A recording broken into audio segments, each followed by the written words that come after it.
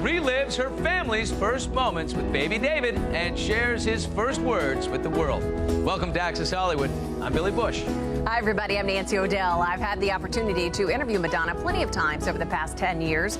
But yesterday afternoon, for the first time, I talked with an icon who was positively glowing with happiness, and for good reason.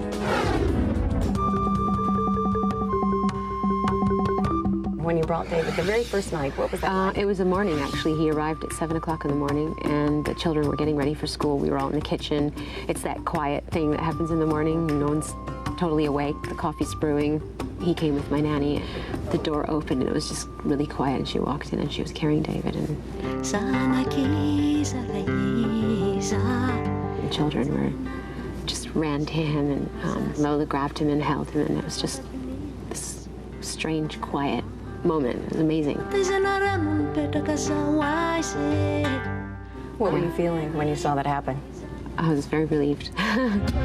Relieved that visa problems were finally resolved and David was safe at home. Madonna was forced to leave Malawi without her new 13-month-old son in order to make her daughter Lola's 10th birthday party.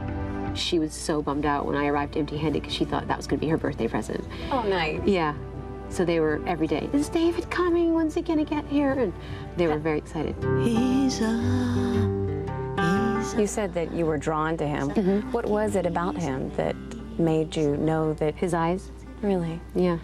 He just had a soulfulness and a knowing look in his eyes. And the first time his head turned around and he looked into a camera, I was completely drawn to him and curious about him, and he haunted me. Is this what you see in his eyes? Those eyes, yeah, they're so great. He does have like a little sense of wonderment, doesn't he? Oh, that's great. He's having a flying lesson in that picture. Oh, he is? Yeah, he loves flying lessons. What better place to fly than in Daddy's arms? And then there's your famous pop star mom who learned a song just for you. I even learned a song in Chichewa to sing to him. Oh, you did? Yeah. What is it? Just one of the ladies that worked at the orphanage was always singing it to him, so I said, teach it to me. Can you sing it? No. Come on, Madonna. I refuse. Okay, some things are just between mother and child. What does he call you now? Because he can say a few words. He just calls me Mama. And how about Guy? Papa? Daddy? No, he doesn't say that word yet. He doesn't have that many words. He says bye-bye, Baba, and Mama. That's his vocabulary right now. And coming up, much more from my Madonna interview, the advice she got from a superstar friend, and the real offer she made to her son David's biological father. That's later. Access. And I know you're really good friends with Gwyneth. Have Moses and David met yet? No, they haven't, but they will when we go back to England. Yes, I found out that Madonna's son David already has superstar playdates lined up as his incredible and for some reason controversial journey continues. I understand Rosie's going to meet David. Oh, how did you know that? I'll never tell. Yes, she is. I obviously, relied on her advice a lot because she's adopted 3 children to, guide me through this whole process. A process that was not exactly easy for the 48-year-old. Angelina Jolie goes off and adopts a child, and she almost becomes a saint. And then there's this controversy surrounding the wonderful thing that you were doing. Did it feel in a way like, I'm a little hurt by this? It felt unfair. It felt like a personal attack. It felt like it had nothing to do with what I was actually doing. You had actually offered the father financial help if he had wanted to raise him, or just offer him financial help and poverty. Truth to that? Yeah. Yeah, absolutely. Why did that happen? Did you decide based on all the reports coming out? No, when I met him in court. But he said, no, I want you to take him and raise him and give him a better life. And that's what I'm doing. Will you offer him financial help now with the father now, or it will be no ties? He's not requested that, and actually that exchange is illegal. And I think I know the answer to this question, but I'm going to ask it anyway. If you had to do it all again, knowing everything that you went through, no hesitation? No. There's reports that are out that there's a 3-year-old little girl that you want to adopt. Is there any truth to that? Lola wanted a girl, Rocco wanted a boy, and I said... 2 other children who defined Madonna's world. Everything you wanted to know about Lola. She's got a terrible temper, which I'm not sure if she inherited that from me or her father, but she's very strong-willed. and Rocco. He only cares about soccer and Ninja Warriors and Star Wars right now. Plus, a superstar, his comeback, my exclusive. Well, from Michael to another music icon, Madonna, the queen of controversy, most recently over the adoption of Malawian baby David. And while her two other children welcomed their new brother with open hearts and arms, Madonna is finding out that the rebellious fruit doesn't fall too far from the tree. She is looking more and more like you every single day. Everybody keeps saying. Has she got some rebel in her like you do? Oh, yes. She does. She's got a terrible temper, which I'm not sure if she inherited that from me or her father. She's very strong-willed. Which can be a good thing sometimes in life. Yeah, no, I'm glad she is. I would rather have a child who was strong-willed and challenged me about everything, because I know later on in life that's going to serve them well. Yep. Than someone who's passive and doesn't question things. Hard to imagine anyone in Madonna's family being passive about anything. In fact, Mom Madonna told me both 10-year-old Lola and 6-year-old Rocco were very vocal with their opinions about expanding the family. Lola wanted a girl, Rocco wanted a boy, and they were like, well, can't we have 2? Or 5. Yeah, or 5, or 8, or twins, or, you know, they were running every option. You know, there's reports that are out that there's a 3-year-old little girl that you want to adopt. Is there any truth to that? No, I mean, there's lots of little girls I met that I wanted to adopt. Maybe we'll adopt another one. Or 2? Or, yeah, sure. 3 or 5, like I'll Lourdes? bring some over to your house. Okay.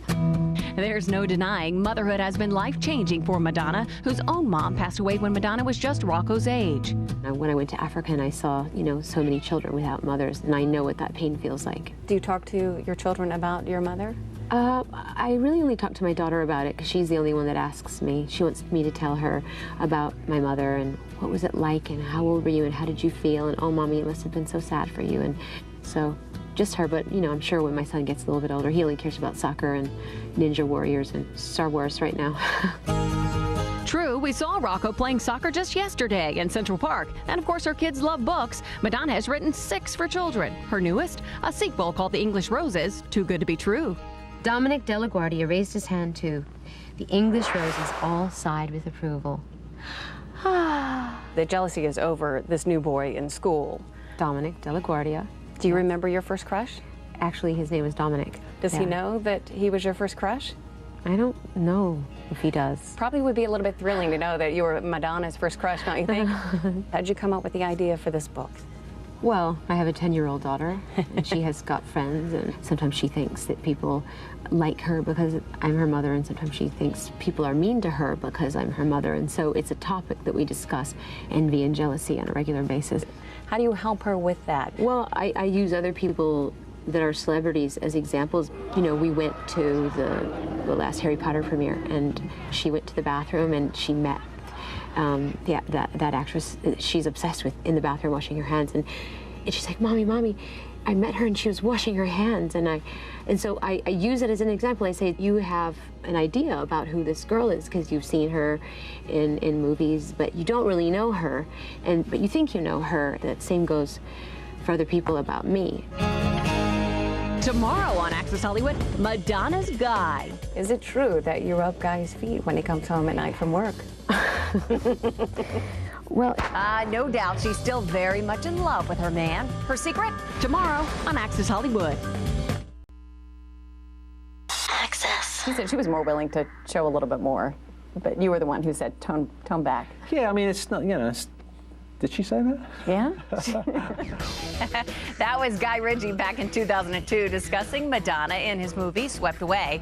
But it was his wife who just opened up to me about everything from the adoption to Lourdes. And while we knew very little about the inner workings of Madonna and Guy's marriage before, now we know a lot more. Is it true that you rub Guy's feet when he comes home at night from work?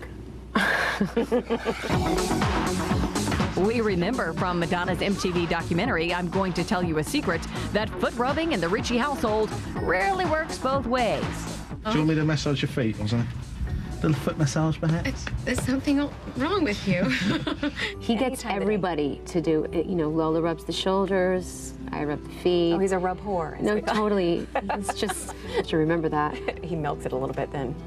Yeah, takes advantage of me. He just sticks him right up and says, go at it, like I do? No, he doesn't even say anything. He just sort of gets on the couch and sticks his feet up with his socks on. Doesn't say anything. It's like, what? At least say it, you know, at least ask. And I love the picture of you rubbing Guy's feet. I just think that is one of the sweetest, most tender things I've ever heard. Oh, well, thank you. don't ask me to do any demonstrations. Do you feel like this time you married for the right reason, whereas before, when your first marriage, that you were too young? I just think I wasn't ready for it, you know what I mean? I was young and not ready to see anyone's point of view but my own. And I don't think he was either. You were also mentioned as saying that it took you a long time to realize what the point of marriage was, but you finally got it down. What is the point of marriage? To learn the art of compromise, recognize and accept that you can't change people. You have to love them for who they are. That's hard. That's the point of marriage too. If you can make a relationship with one person work, then there's hope for the world. One of you guys put your children to bed every single night. Yep. It's a rule that we have that if one of us is in town, one of us always puts the children to bed. And we also had an agreement that we would take turns doing projects, big projects, so that one of us is kind of home-based and the children aren't, you know, essentially parentless while we're both working on our careers. And that's the kind of devotion and love Madonna's newly adopted son, David, born in Malawi, can expect. David has been home in London about 2.5 weeks now. What if he decides, you know, at some point that he wants to move back? How would you feel? Just a little multi-platforming. Well, Jennifer Aniston and Jim Carrey's Bruce